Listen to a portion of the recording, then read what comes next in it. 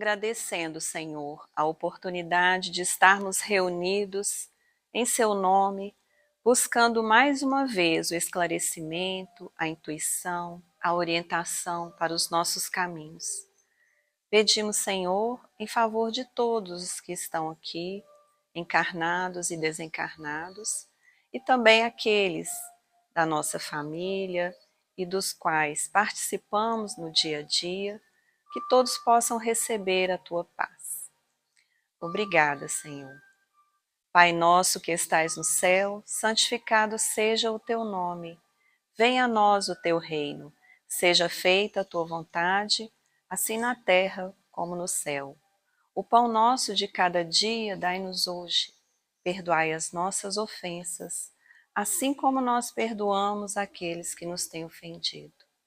Não nos deixeis cair em tentação, livra-nos do mal, porque Teu é o reino, o poder e a glória para sempre. Que assim seja.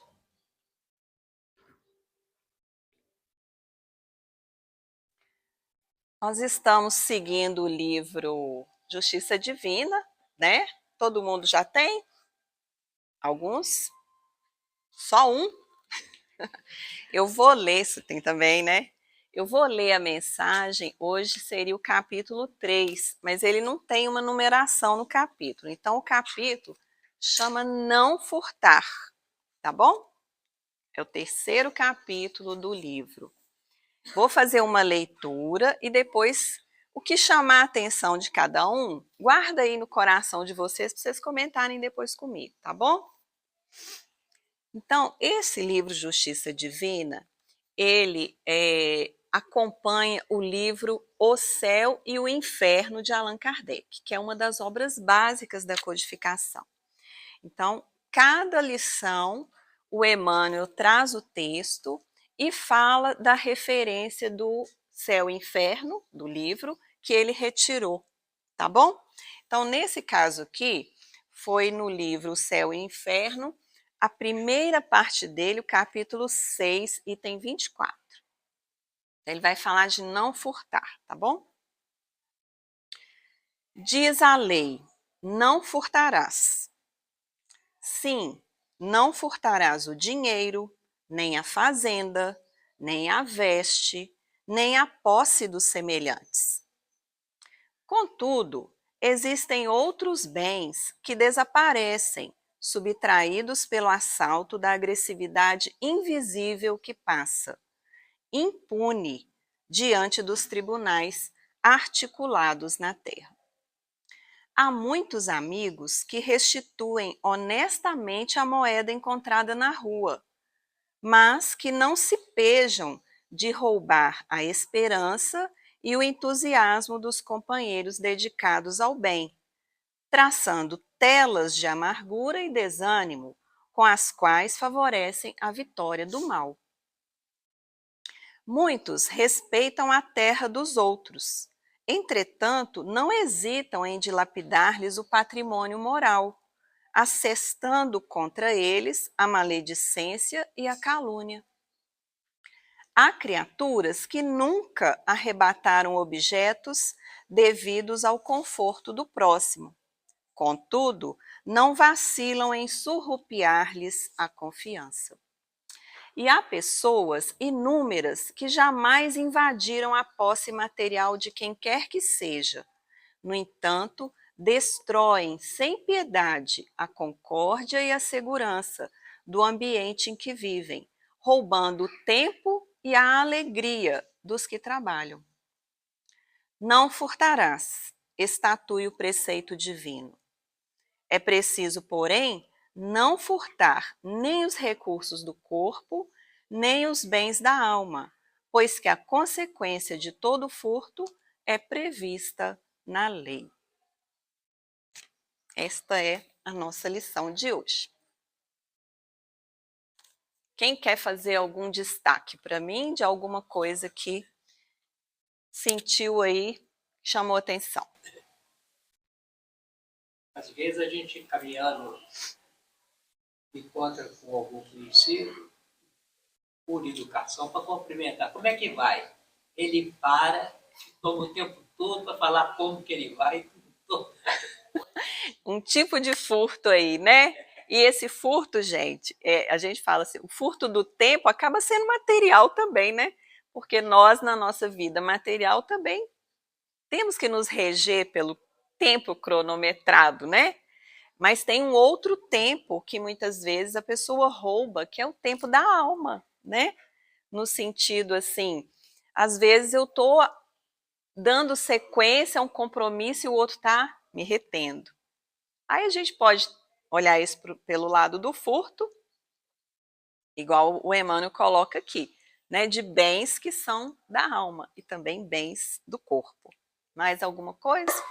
Eu acho também, Patrícia, que a questão de roubar a nossa energia, né? Muitas vezes a gente se depara com situações de outras pessoas em que a pessoa está tão tumultuada, tão conturbada, né?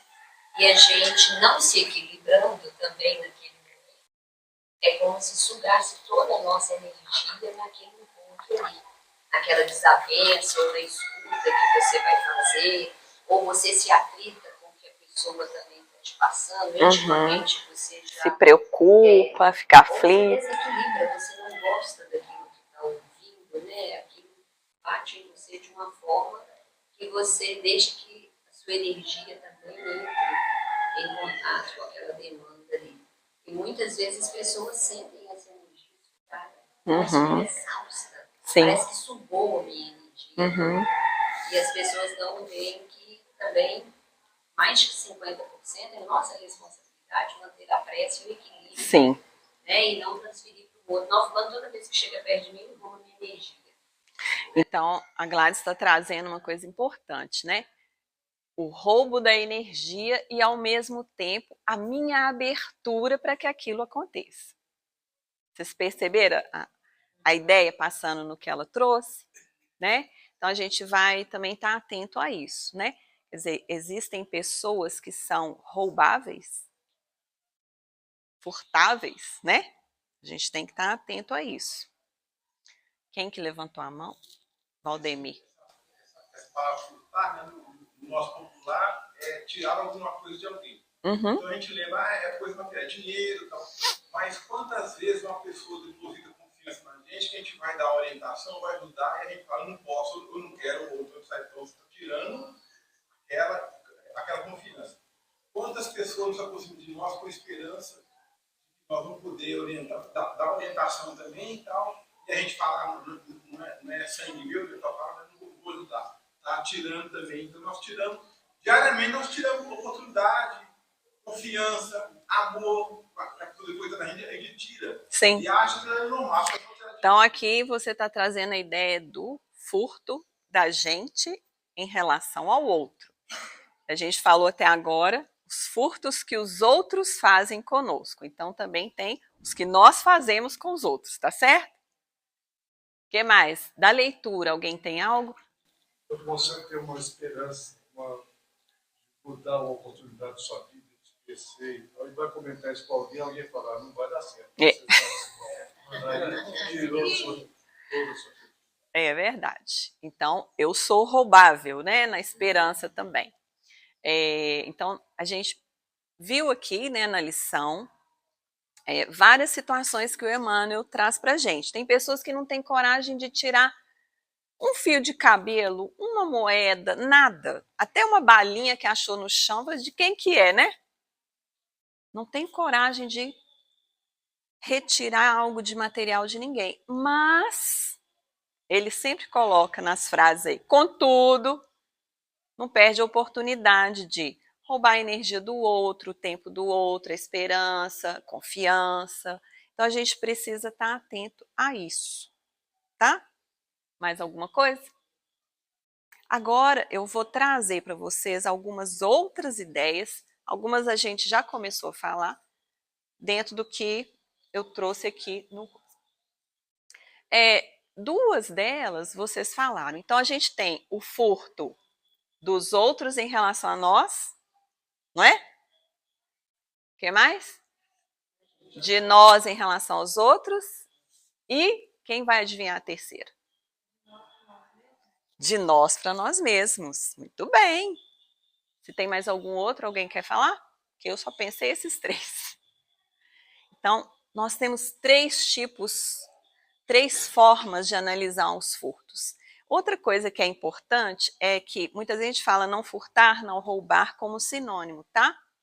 Existe uma diferenciação que quando fala roubar, envolve algo que é da violência, tá? E quando fala furtar, muitas vezes é meio até escondido, a gente nem viu que a pessoa furtou da gente. Ou a pessoa também nem viu que a gente furtou dela. E nós também nem vimos que nós estamos furtando de nós mesmos. Nem percebemos, nem tomamos consciência, tá? Então, o furto geralmente é algo mais assim, sutil. Você falou do roubo de energia, do tempo, né? O roubo, né? Às vezes é um assalto, que eu passo numa rua, né? O outro que, além de roubar o meu tempo, me agride. Tá certo? Então, vamos lá. Então, a primeira reflexão é essa. Os bens, quais são os tipos de bens que pode ter no furto? Materiais e espirituais, tá certo? E aí a gente está falando dentro de espiritual os morais, tá?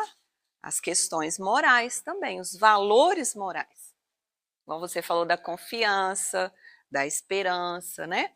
São valores do espírito. Já falei a diferença de furtar e roubar. E os 3 tipos de furtos que nós vamos conversar aqui hoje. Do outro com a gente, nós com o outro, contra o outro e nós contra nós mesmos. E a gente precisa ter coragem para se autoavaliar, tá certo? A autoavaliação não é uma avaliação de um terceiro para com a gente, é da gente com a gente mesmo. Mas será que a gente dá conta de se autoavaliar? De pensar como que eu estou em relação ao não furtar? A gente dá conta? Aonde que tem essa lei?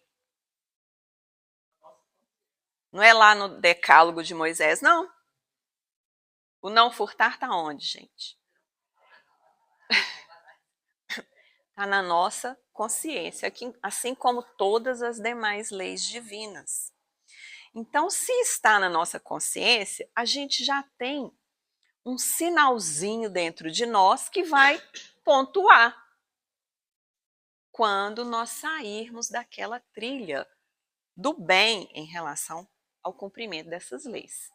Que tudo que vai de encontro às leis divinas é o bem.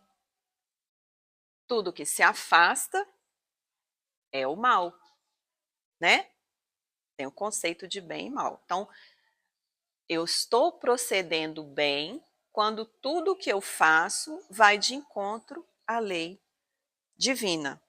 Ah, mas aonde que está escrita essa lei? Não precisa estar escrita em lugar nenhum, porque ela está dentro de nós, no sentido da consciência do espírito, certo? Então, vamos ver se a gente tem coragem para se autoavaliar. Alguém pode me dar um exemplo de furto da gente para com a gente mesmo? Acho que quando a gente fica muito acomodado, a gente está roubando o tempo da gente mesmo. A gente não avalia que é. Eu vou descansar. Às vezes passa uma tarde toda, você não lê, você não faz nada. Fica ali, acomodada, roubando. Sim. A falta da ocupação útil, né? Ou seja, descansar tem também os limites, né, gente? Tanto do trabalho quanto do repouso. Então, se a gente ultrapassar o limite de um e de outro, vai ter uma consequência. Então, é um exemplo de furto do nosso próprio tempo, né? Agora, tem pequenos roubos que a gente hoje, na vida mais contemporânea, a gente faz e não percebe. Por exemplo, as redes sociais. Como as redes sociais consomem o tempo. E às vezes a pessoa vai parar para prestar atenção, passou, gente, eu achei que eu estava aqui 15 minutos, já tem 1 hora que eu estou olhando esse WhatsApp, que eu estou vendo no Instagram, que eu estou consultando não sei o quê. E às vezes a gente perde aquele tempo precioso de estar lendo um bom livro, né? De estar resolvendo algo que a gente tem pendente. Então a gente precisa de dar atenção. Às vezes dentro de casa a gente está lá na tecnologia, nas redes, e não dá atenção, seja para o companheiro ou companheira, para a mãe, para o pai, para os irmãos, para os filhos, né? Então, já começa a dificuldade ali. Ah, mas agora eu separei um tempinho para isso. Tá, então, essa é a questão. Quanto tempo a gente dedica para as coisas? Eu anotei uns outros aqui. Quem é que tem ansiedade e preocupação aqui? Ela resolve alguma coisa? Porque senão eu vou ficar muito preocupada. Não resolve, né? A gente já sabe que isso é um gasto de energia.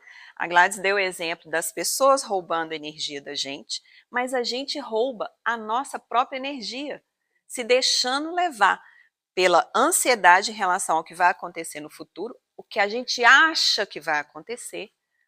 E geralmente as previsões são sempre catastróficas. Claro, o ser humano é assim. Instintivamente a gente pensa no pior, né? As mães então, né, Gladys? Nossa, será que vai dar isso aqui, né? Tá doendo não sei aonde, ah, meu Deus, né? Vive em sobressalto. Então, preocupar, a palavra já fala, é antes de se ocupar.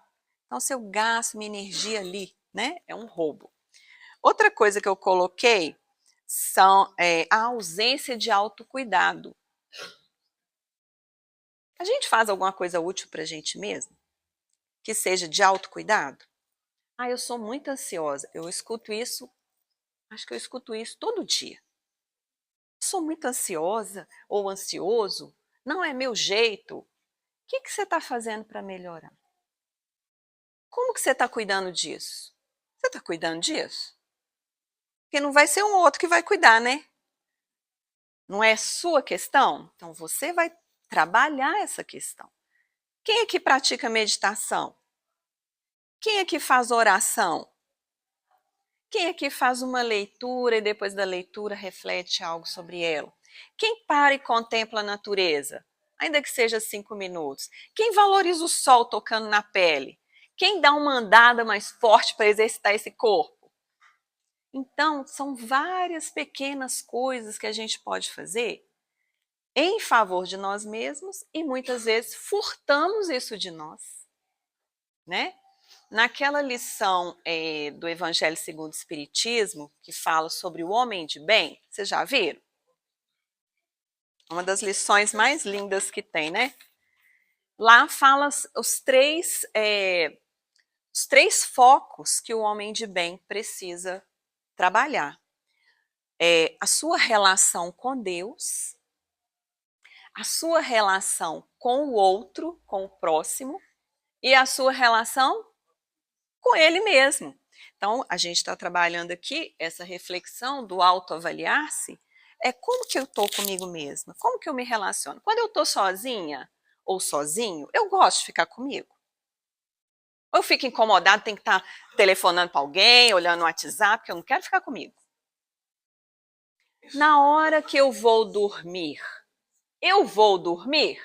ou eu deito lá, olho meu tablet, computador, celular, vou escutar música na hora que eu vou dormir.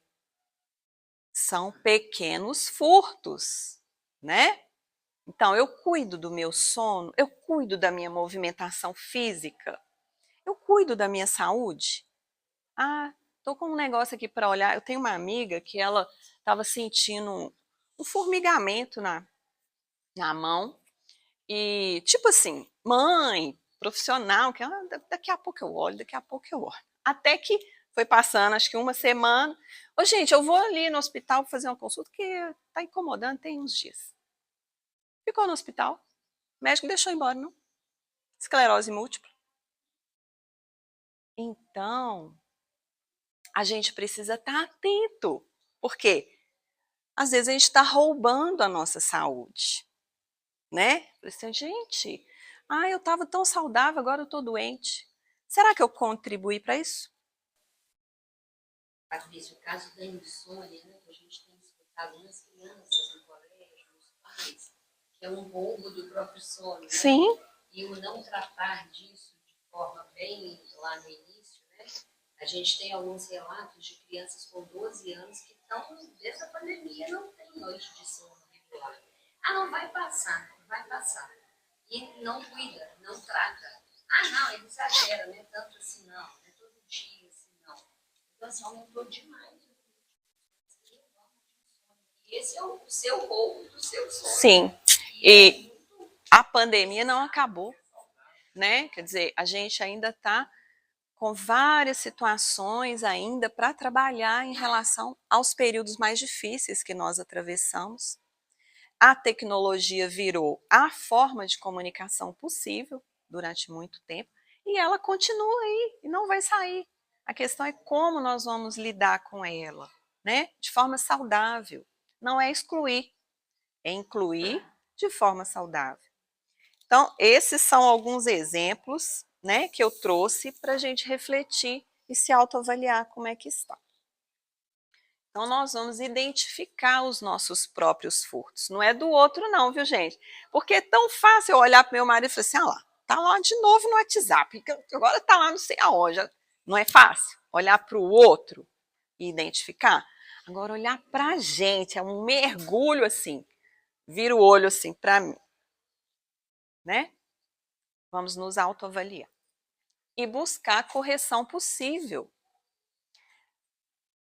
O Emmanuel termina a lição falando que todo furto, como é que é?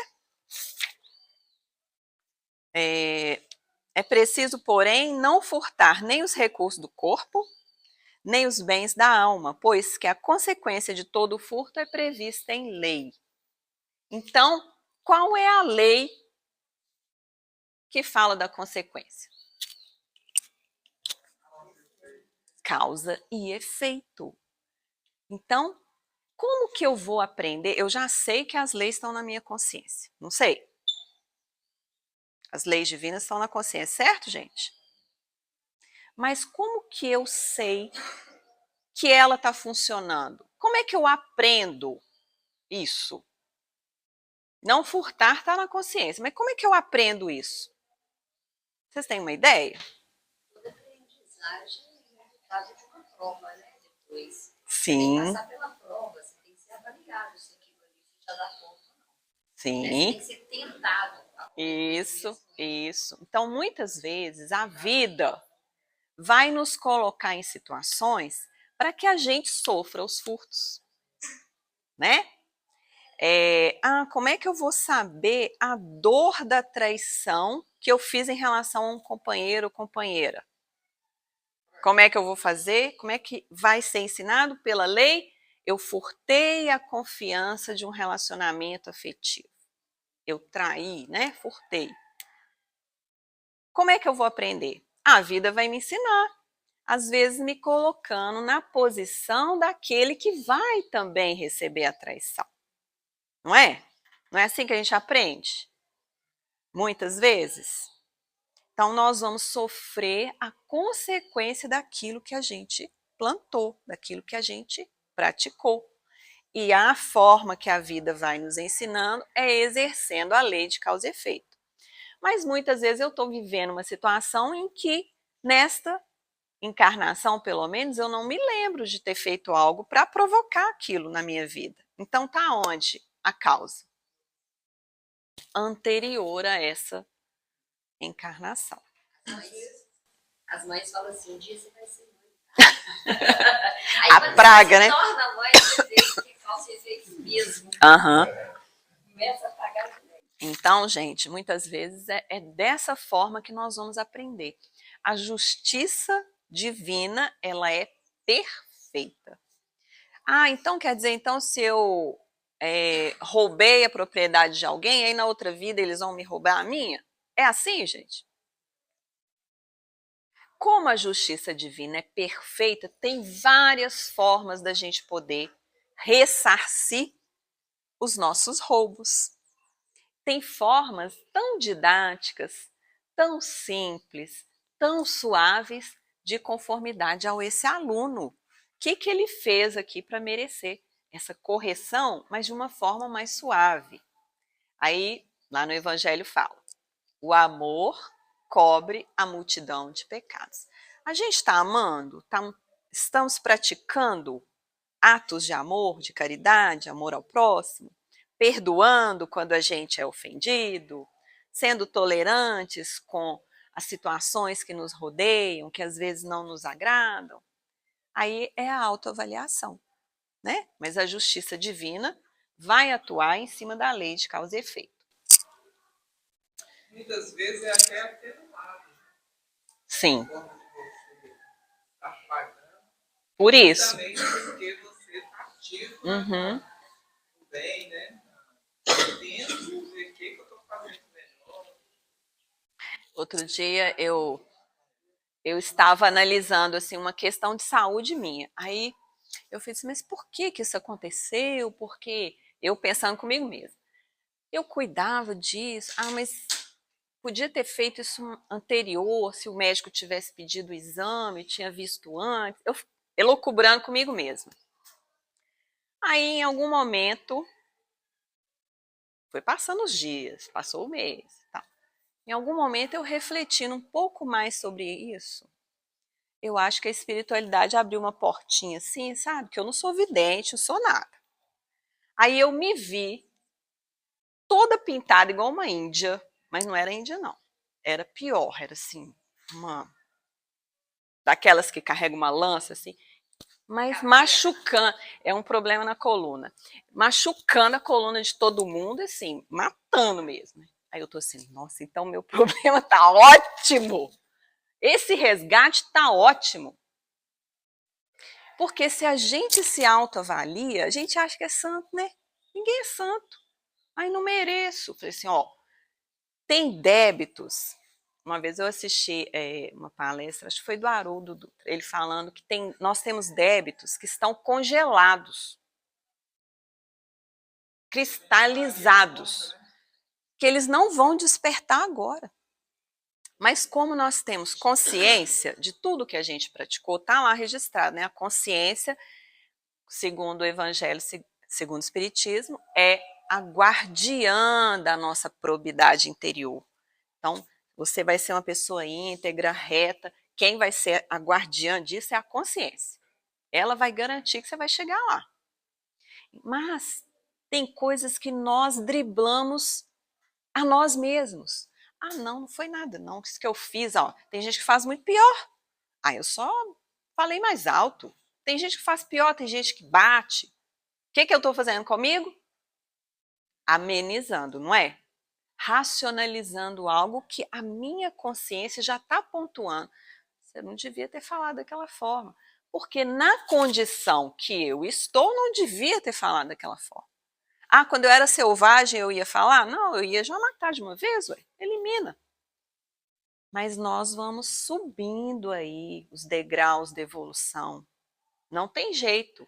Cada existência é 1 centímetro a mais. A gente pode demorar para avançar.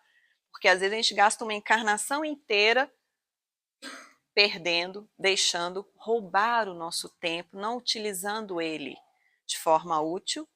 E aí, o que aconteceu? Você atrasou na evolução? Não, você ficou estacionado. Aproveitou quase nada, uns milímetros. Era para ter evoluído 2 centímetros, evoluiu 2 milímetros. Mas aquela encarnação serve para algo.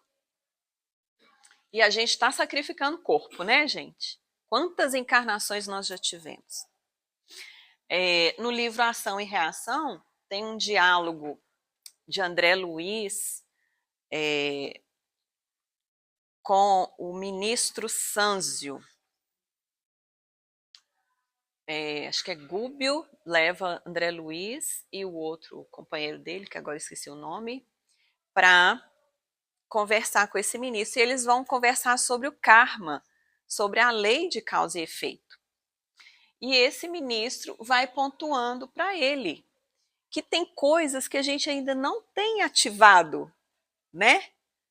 Mas que a gente vai sacrificando corpos para chegar a avançar. Um dos pontos que ele fala que me chamou a atenção é, por exemplo, quando a pessoa comete o ato do suicídio. Ela roubou dela mesma o quê, gente? A vida, a oportunidade de estar aqui. E esse é considerado um crime, né? Tirar a vida e a própria vida mais ainda. Então, ele fala que muitas vezes quando esses espíritos que passaram por essa situação vão renascer, quando chegar naquela idade que a pessoa cometeu o ato, ela vai sentir novamente o impulso para tirar novamente a vida. Sabe aquela frase do Pai Nosso que a gente fala? Não nos deixeis cair em tentação, porque nós já trazemos dentro de nós essas tentações. E aí ele vai precisar de resistência moral, de amparo do grupo que ele estiver, da família, de uma religião, um apoio para que ele atravesse aquilo ali, né? A gente vê isso acontecer. Se a gente soubesse muitas vezes que a pessoa cometeu o ato de suicídio e agora ela está numa depressão, eu perdi um amigo, acho que tem 1 ano. Nós somos colegas de escola e eu conhecia muito ele e o irmão. Então, o irmão dele comunicou comigo para alguma coisa, já tinha muito tempo que a gente não se falava, e eu falei assim, dá um abraço no fulano. Saudade dele, tem muito tempo que eu não vejo. Aí o irmão me respondeu, que bom que você está lembrando dele, mas ele não está mais entre nós. A depressão foi mais forte. Foi assim que ele escreveu.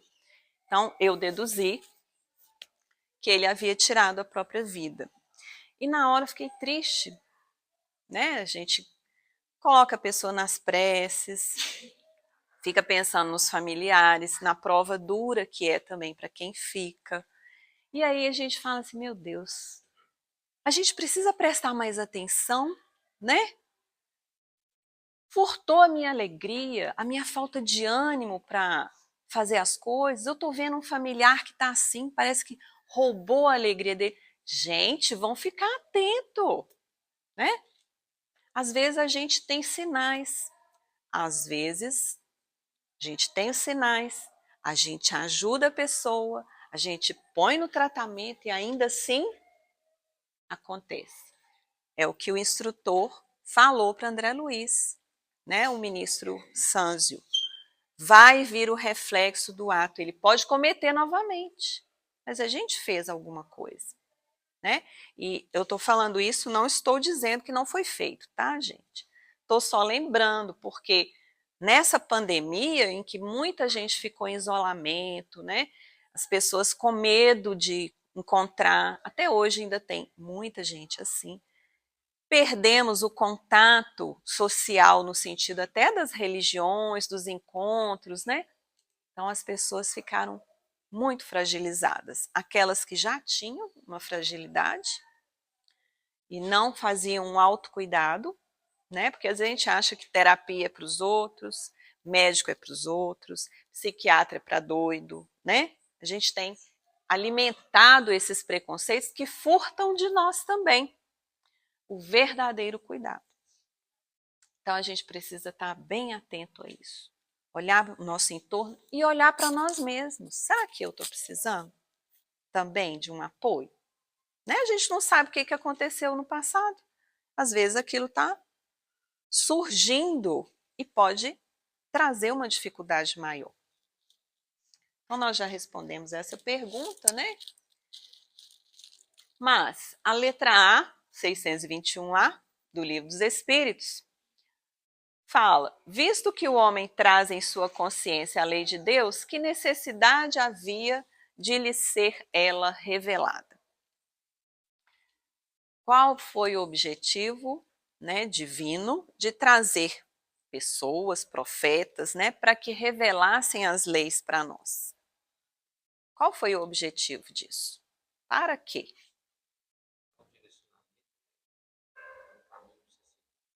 Parece que quando a gente escuta do outro do lado de fora, desperta a gente mais, né?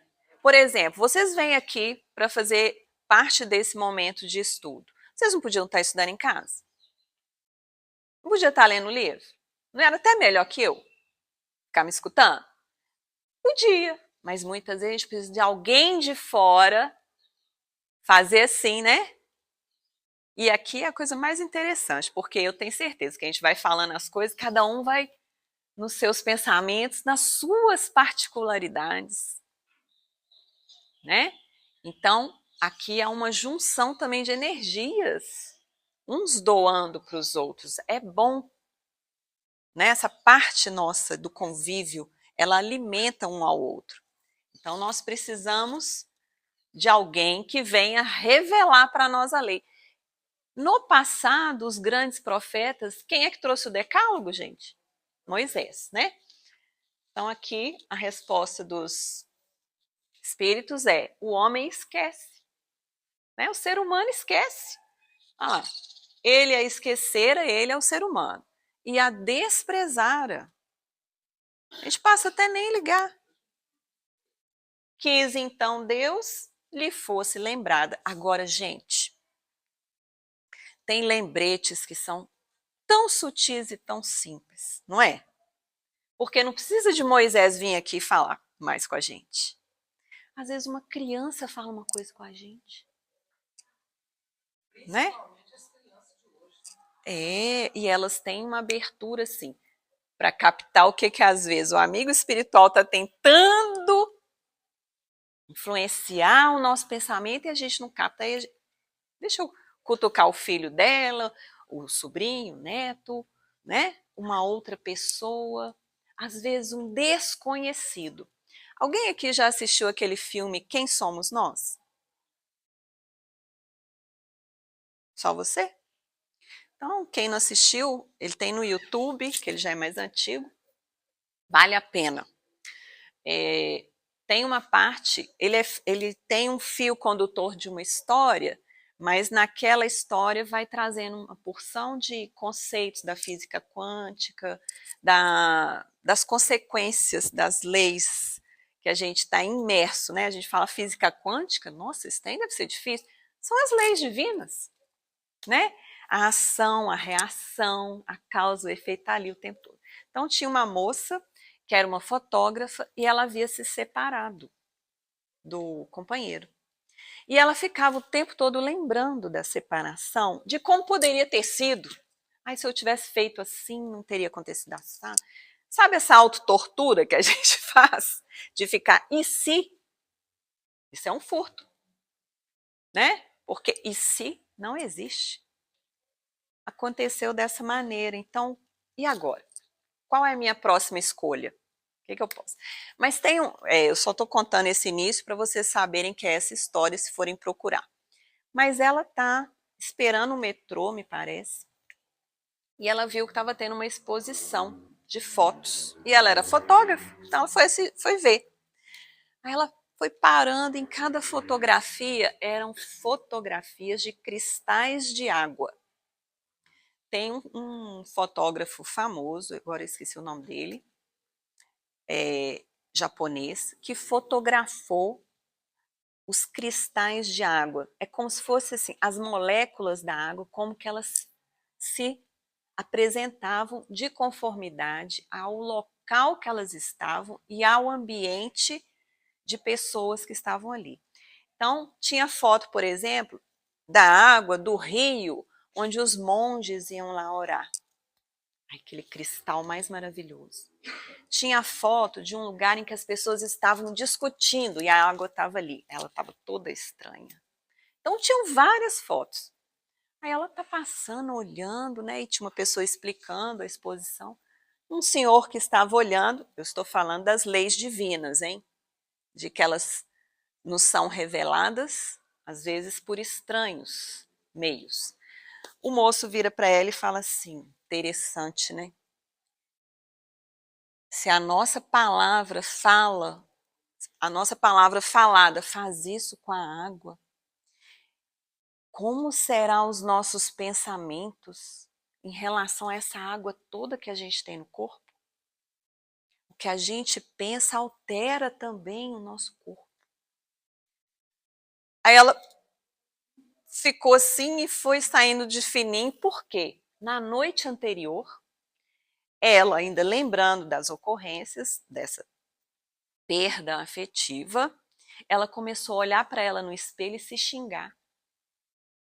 Ela começou a se xingar de burra e outros adjetivos não muito positivos. Quando ele falou aquilo, revelou a lei para ela. O que eu fiz comigo? Qual que é o efeito disso? E agora, o que eu faço para corrigir? O que vocês acham que ela fez? Tem jeito de corrigir? O que ela fez? Corrigiu o pensamento. Aí ela volta para casa, ela olha para ela no espelho, ela pega uma caneta e vai desenhando coraçãozinho nela, florzinha, e vai falando coisas positivas, deita lá na banheira para tomar o banho, cuida daquele corpo com todo o amor. E começa a pensar, gente, eu sou responsável por isso aqui. Eu estava roubando a minha alegria. Ela não falou isso no filme não, mas eu estou traduzindo aqui para vocês, tá bom? Então, muitas vezes, essa lei é revelada assim, no diálogo com o outro. Não é que eu não sei a lei, ela é revelada. Antigamente a gente tirava foto, vocês lembram dessa época? Que tinha um filme negativo? Aí o que tinha que fazer com o filme? Levar lá para revelar, aparecer. Então, é isso.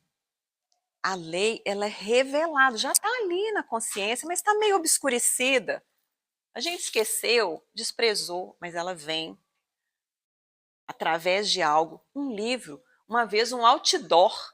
Eu estava passando, era uma outra cidade, eu olhei assim, estava mergulhada em algum pensamento, eu olhei o outdoor, a resposta para o que eu estava pensando. Eu falei assim, não é possível. Vocês acham que isso é acaso? É o quê? Providência divina. E Jung chamava isso de sincronicidade. Aquilo que eu busco vem ao meu encontro. Então, pensando agora na questão do furto, tá? Alguém aqui já foi assaltado? Alguém aqui nunca foi assaltado? Tá vendo? Essas pessoas não são assaltáveis. O resto todo é. Então, nós temos que parar para prestar atenção nisso, porque ninguém passa por circunstância alguma se não tem algo dela ali, ok? Senão, nós vamos dar a responsabilidade para quem? Para o lado de fora. E não é. É mútuo. Claro, né, gente? Se eu sair pelado, no frio gelado, eu vou adoecer. Não é? Se eu sair de madrugada, ir lá na favela, onde tem tráfico de droga, com aqueles fuzis, nem sei o nome das armas, o que eu estou fazendo comigo? Me põe em risco, tá certo? Aí não estou falando disso. Estou falando do dia a dia normal em que a gente é assaltado. Isso eu estou falando na situação de violência, tá ok? Lembra que eu estava pensando no meu problema de saúde, de repente veio aquela cena, eu lá com a lança lá, opa, fui muito pior, hein? Muito bom agora. Então a gente tem que avaliar isso. No livro Transição Planetária, de Manuel Filomeno de Miranda, psicografado pelo Divaldo, conta o tsunami de 2004. Vocês lembram dele? Já tem 18 anos, né? 18 anos atrás. Olha como é que o tempo passa. Foi outro dia mesmo.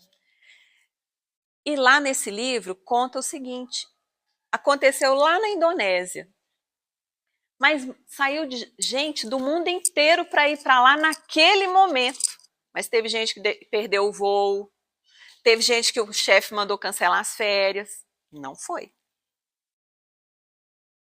Então, as circunstâncias que a gente precisa para uma autoeducação espiritual, elas vão se dar.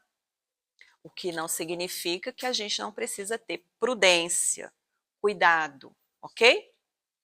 Então, no livro E a Vida Continua, que é outro livro da sequência lá das obras de André Luiz, vocês já leram? É muito bacana esse livro, né? Assim, não tem nenhum livro ruim, né, gente? É porque esse tem uma história, assim, um romance, não é romance, São vários romances ali acontecendo, um intricado no outro, e a gente vê o perdão, o amor, as coisas tendo que ser trabalhadas, a justiça. O amadurecimento de um de outro. Gente como a gente. Mas o que eu ia lembrar para vocês, não vou desmarcar esse aqui não, o capítulo que está esse aqui, né, o 15, chama Momentos de Análise. Até o nome do capítulo é interessante para hoje. O instrutor Ribas, ele está conversando com a Evelina. A Evelina, ela foi uma jovem em que acho que dois rapazes estavam disputando o afeto dela, quando jovenzinha, antes de casar. E ela se sentia assim, aquela, né, donzela requestada, né? E um deles tirou a própria vida. E ficou muito desequilibrado com o abandono dela. Não, peraí, ele não tirou a própria vida, não. Ele é assassinado pelo outro, que quis ficar com ela, né? Não souberam. Foi um assassinato, assim... O furto dessa vida foi furto da vida do amigo, eles eram amigos. Foi tramado de uma forma em que foi vista como um suicídio, tá certo? Então, Evelina, no mundo espiritual, ela já havia desencarnado, ela encontra com esse outro que foi assassinado. E quando ele a vê, ele sente todo aquele afeto e vai abraçá-la. E naquela hora, ela volta lá naquela personalidade dela. Daquela donzela querida, né, disputada por instantes. Mas aí ela lembra que ela foi casada, ela volta para cá de novo. A consciência, né, gente? As leis, aos compromissos. Só que ele já tinha recebido a abertura dela. Aí ele vai para cima dela, de uma forma afetiva e agressiva ao mesmo tempo. E ela fica tentando sair fora. Isso no plano espiritual. Depois que ela passa por essa situação, que para ela foi constrangedora, aí ela vai encontrar com um instrutor Ribas, que é um amigo espiritual que estava ali auxiliando, né, aquelas pessoas ligadas no mesmo drama. Aí ele vai e faz umas perguntas para ela se autoanalisar. É muito interessante. Ele fala: que sensações foram as suas em se vendo a sós com o amigo recém-visto? Aí ela, qual foi a sensação, né? Eu já contei para vocês.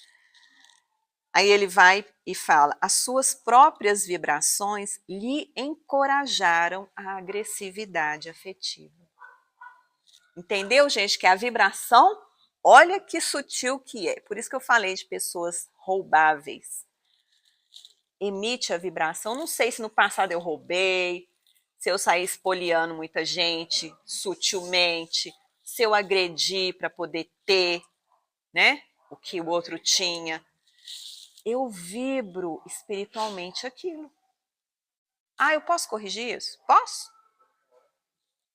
Sim. Trabalhar a minha generosidade, trabalhar o desprendimento, trabalhar a confiança, né? Sempre que tem oportunidade. Então ele diz para ela isso, que ela, a vibração, encorajou. E mais para frente ele fala assim: somos, deixa eu ver se essa frase tá, não tá aqui ainda não, mas eu vou passar para cá. Somos mecanicamente impelidos para pessoas e circunstâncias que se afinem conosco ou com os nossos problemas. Entenderam a frase? Somos mecanicamente impelidos. De que ele está falando? Da lei divina. Eu não tenho que quitar com a lei aquilo que eu não pratiquei de bem? Então, eu sou mecanicamente, a gente é atraído para as circunstâncias. Lembra que eu falei do tsunami? Né? Assim, outros eventos também, né? são circunstâncias que se afinem conosco. O que significa afinar, gente? Sintonizou. Alguém afina instrumento aí? É a gente fazer ele tocar no mesmo diapasão. Afinar a corda do violão, por exemplo. Tocar do mesmo jeito. Então, a circunstância sintoniza, encaixa para o que você precisa. E isso, olha que bacana, a gente está trabalhando não furtar, né? E muitas vezes a gente sofre o assalto, sofre a situação do roubo, mas não perde a vida. Para quê? A gente ainda tem alguma utilidade. E se nós estamos no trabalho do bem e precisamos passar por uma situação dessa, se a gente vem plantando o bem, a justiça divina trabalha de uma forma misericordiosa. A justiça divina, ela não é a justiça humana. Por favor. Peraí.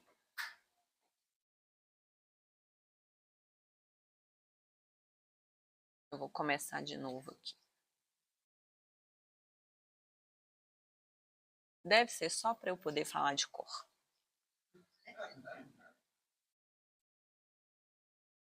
Não.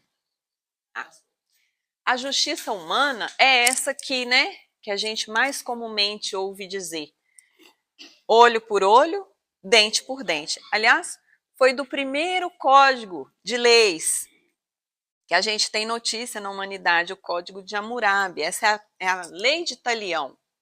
Só, ali está o Código de Hammurabi, uma pedra, né, em que ele escreveu nessa pedra mais de 200, eu não sei o número exato, mas mais de 200 leis, para tipo assim, ser um código civil ali, para reger na Babilônia. Imagina, tinha povo de tudo quanto é origem que ia para aquela cidade. Então, Hammurabi, que era o rei, né? Ele fez esse código e está lá no Museu de Louvre. Quem for lá visitar, vai lá ver o Código de Hammurabi ali escrito nessa pedra aí, com essa escultura.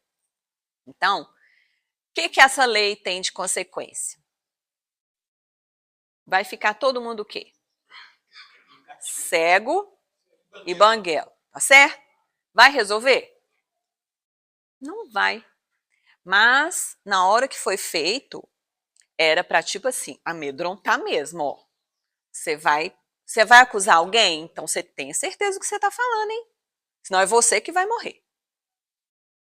Aí já ia coibindo as calúnias, né?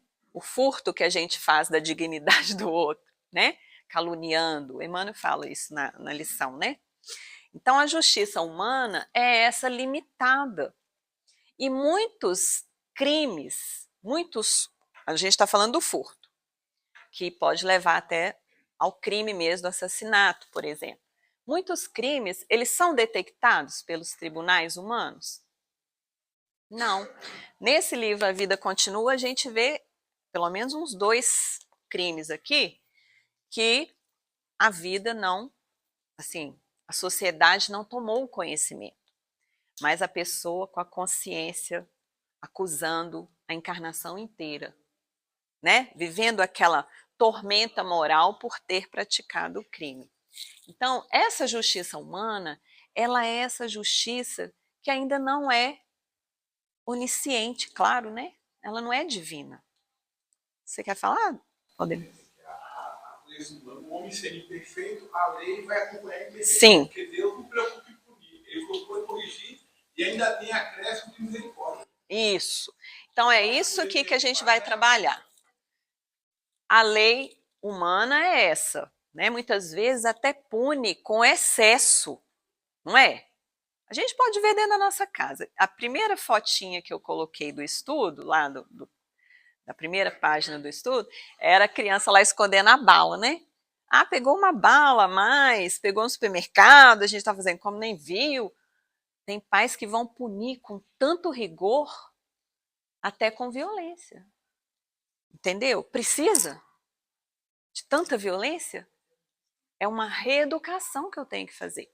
E é isso que a lei de causa e efeito vai fazer, ela é educativa. Eu vou voltar na posição daquele que eu fiz aquilo, que eu furtei, para sentir também. Mas não é necessariamente na mesma igualdade de forças. Por quê, gente? É interessante esse raciocínio. Eu tenho acompanhado uns estudos do Haroldo Dutra que ele tem pontuado muito isso. No passado, de outras vidas, vamos supor que eu chamei Maria. Aí eu fiz uma situação lá. Nessa vida eu sou a Patrícia. E eu estou sendo educada aqui pela justiça divina e vou passar por algumas situações que a Maria que fez, mas quem vai resgatar é a Patrícia. A Patrícia é a Maria? Não. Eu não sou mais a Maria, foi uma personalidade lá de trás. Eu sou a Patrícia. O espírito é o mesmo, mas personalidades diferentes. A Patrícia hoje faria o que a Maria fez? Não, eu não faria. Então, olha que interessante, nós estamos já avançando. A gente vai, sim, pagar os nossos débitos. Eu furtei, então, nessa vida aqui, eu vou devolver.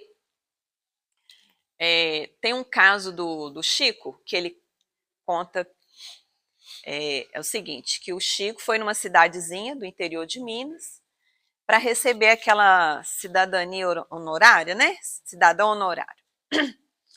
Aí, chegando lá, depois que ele recebeu, aí foi juiz, promotor, delegado, as autoridades da cidadezinha para entregar a chave lá, a cidadania para o Chico. Aí terminou a solenidade, eles foram até o Chico. Ô, Chico, a nossa cidade é pequenininha, mas é muito agradável. Que lugar da cidade você gostaria de conhecer? Aí eles esperam na pracinha, o parque, alguma coisa, né, bonita da cidade. Aí o Chico falou assim, a cadeia pública. Cadeia pública? E o lanche que a gente preparou? Não, eu quero ir na cadeia pública. Então tá. Aí foi juiz, promotor, delegado, todo mundo para a cadeia pública.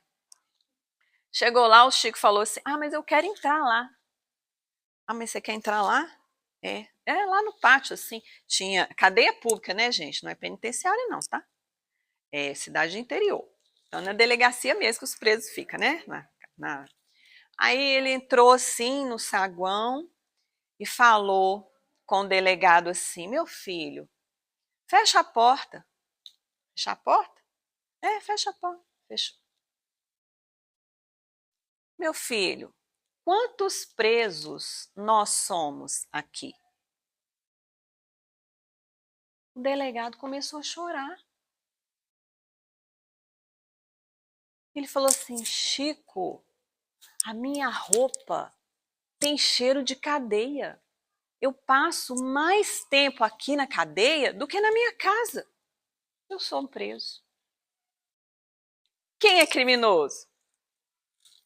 Emmanuel fala, criminoso é aquele de nós que foi descoberto. Então, aquele que não foi descoberto não é chamado de criminoso. Mas o Chico não deu uma lição muito, muito sutil? Todos ali começaram a refletir, meu Deus. E aí a gente passa a pensar, né? Uai, eu cometi tantos crimes, aí hoje eu sou policial, hoje eu sou agente penitenciário, hoje eu trabalho na justiça, hoje eu... né? É a forma que Deus está me reeducando, me dando uma nova chance. Mas nunca esquecer que, opa, eu também não posso olhar o outro e acusá-lo, porque a mesma situação eu posso estar envolvida em níveis diferentes, experiências diferentes, mas também. Ok? Dependendo das atitudes dele, ele vai se libertando. Exatamente. Aí no livro Céu e Inferno, nós temos um Código Penal da Vida Futura, sempre a gente vai estar relembrando ele. O artigo 16º fala lá, as 3 condições que a gente precisa para apagar os traços de uma falta cometida.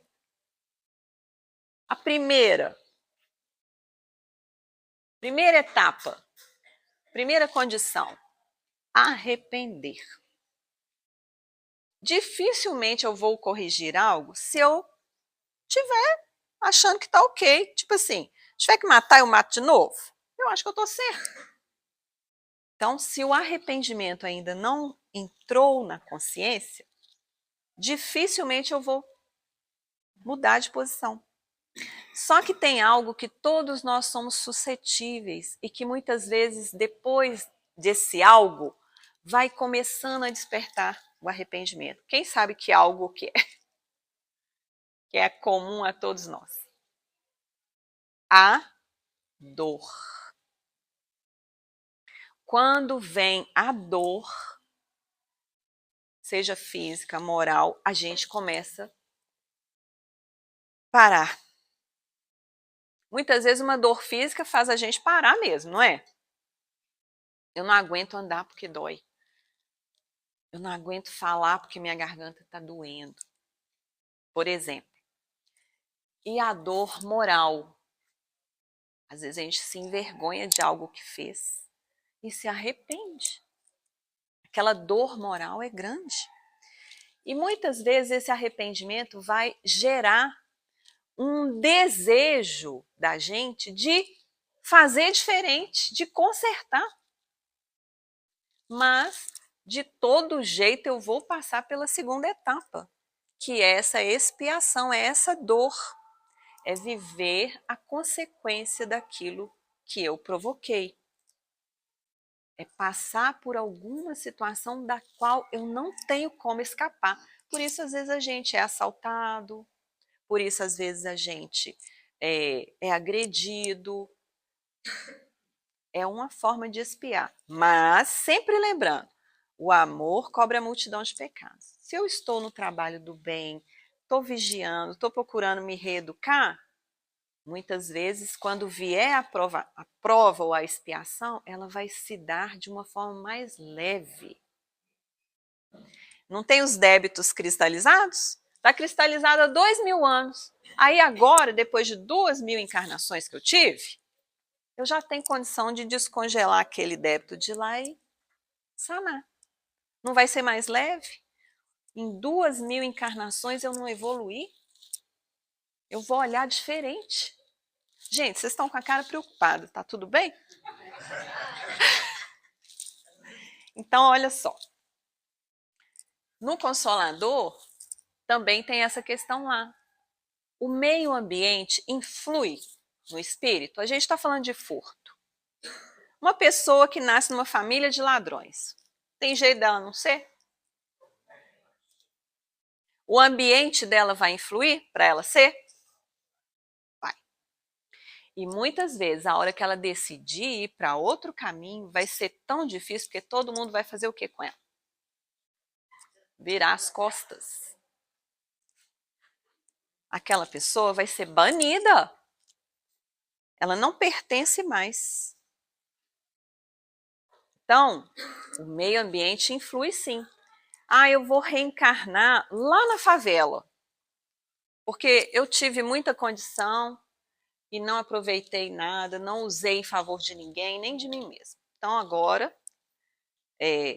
reeducação. Vou nascer numa condição diferente, para valorizar. Aí nasci lá.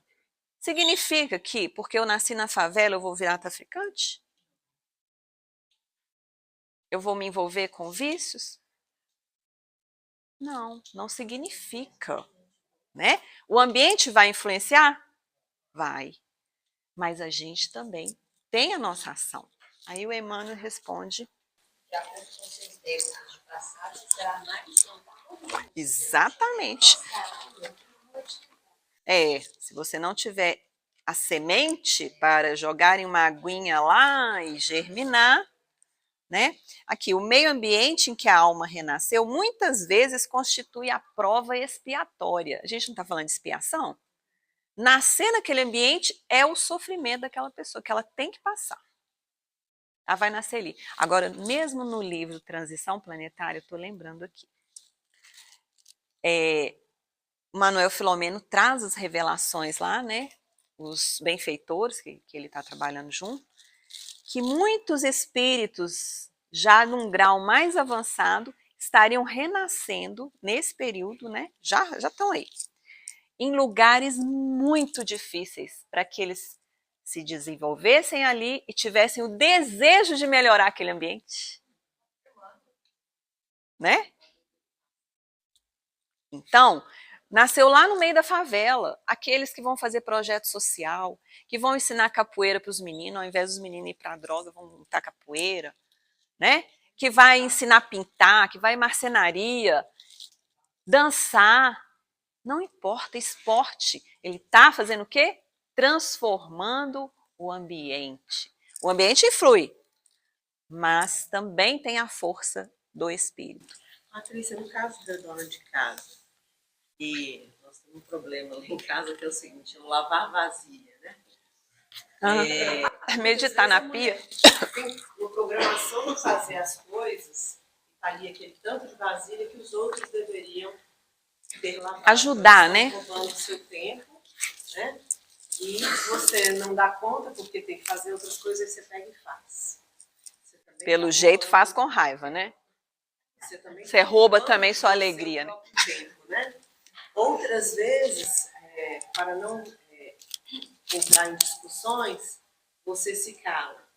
Então, várias situações, eu acho que no ambiente do lar acontecem com a mulher e ela vai se roubando, e chega um minuto, se a gente não tiver um equilíbrio, né, entra na questão da depressão, né? Às vezes até o exagero, aí você vai tentar se cuidar, você vai para uma ginástica, uma coisa. Você está tão esgotada de tudo, né, que aquilo ali vai te trazendo prejuízos. Como tratar isso? Como... Primeiro, reconhecer a síndrome da Mulher Maravilha. E eu ganhei um copo. Reconhecer que eu não dou conta de tudo. De vez em quando eu tenho que deixar aparecer isso. Por quê? Isso é muito comum nas mulheres. Tem que ser profissional, dona de casa, mãe, esposa. Hoje é dia de quê, gente?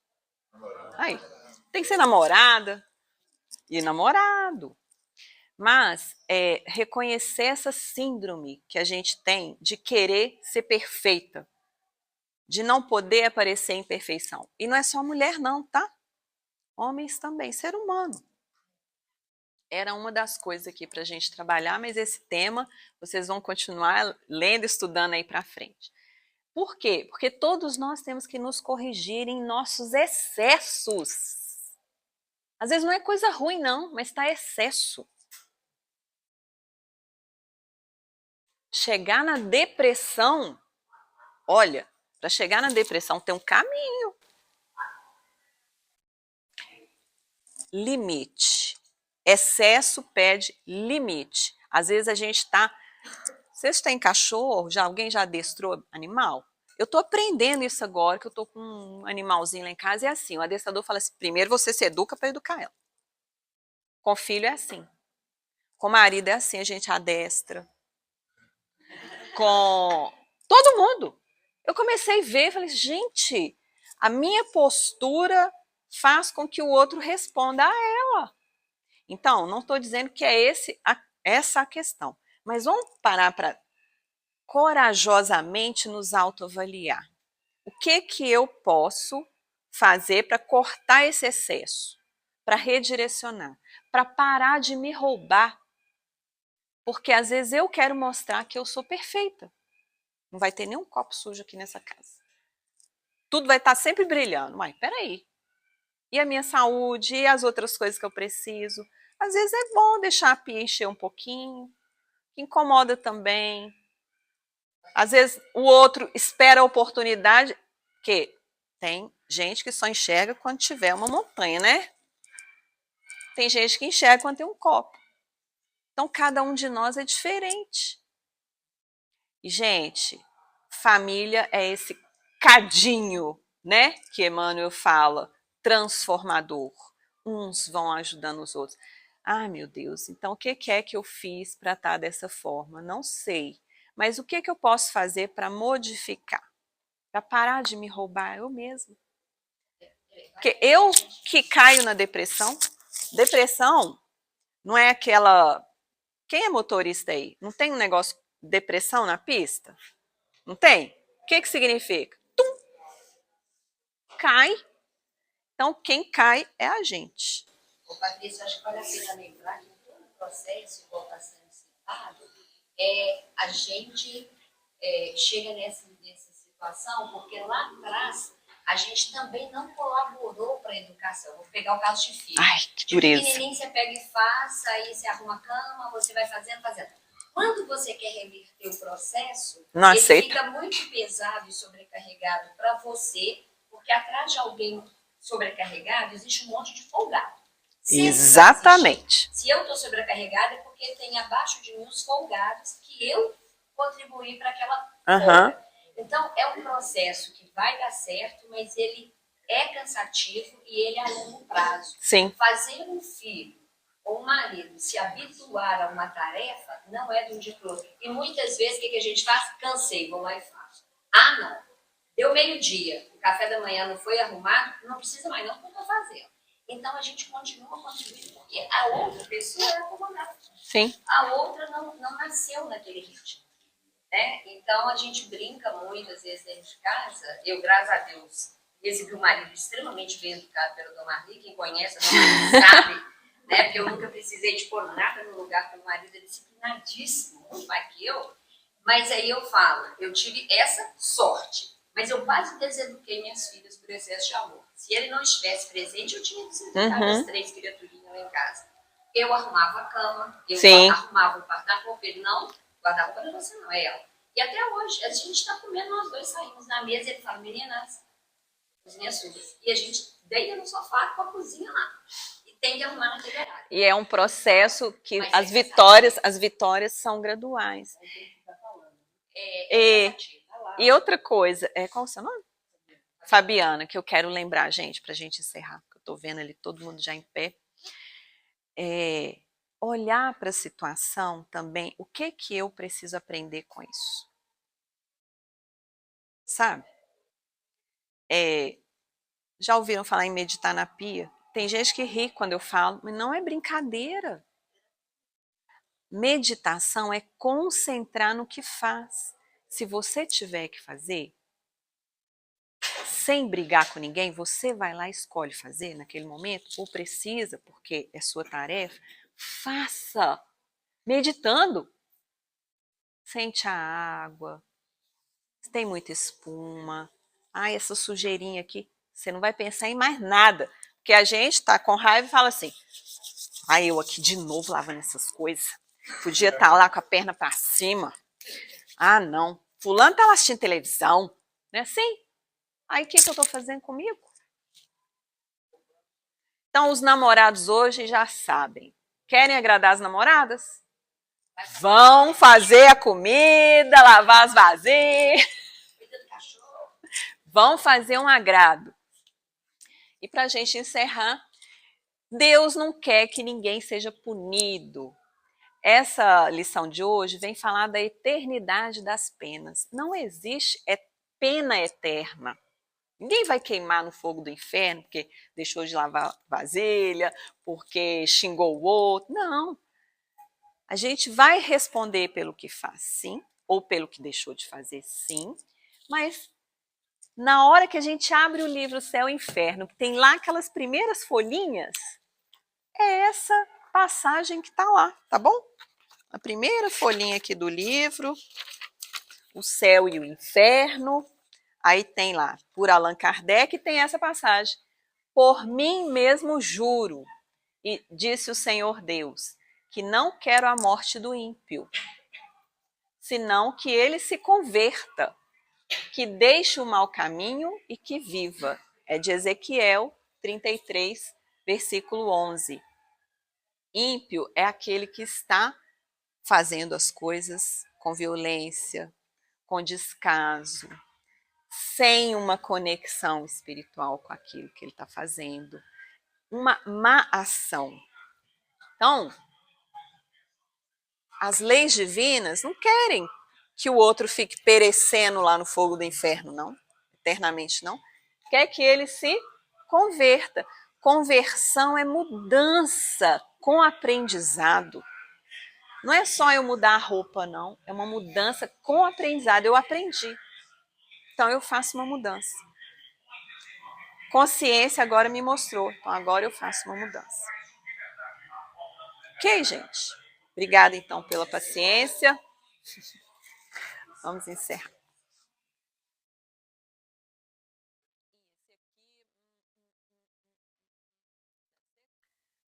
Agradecendo então a Jesus e aos benfeitores a oportunidade da reflexão de hoje. Senhor, que nós possamos agir de conformidade à nossa consciência, respeitando as leis internas que existem em nós. Ampara-nos, Senhor, para corrigir-nos dos nossos próprios excessos e reeducar-nos, Senhor, que é para isso que viemos aqui. Que a Tua paz possa envolver cada coração, fortalecendo nos bons propósitos. Que assim seja.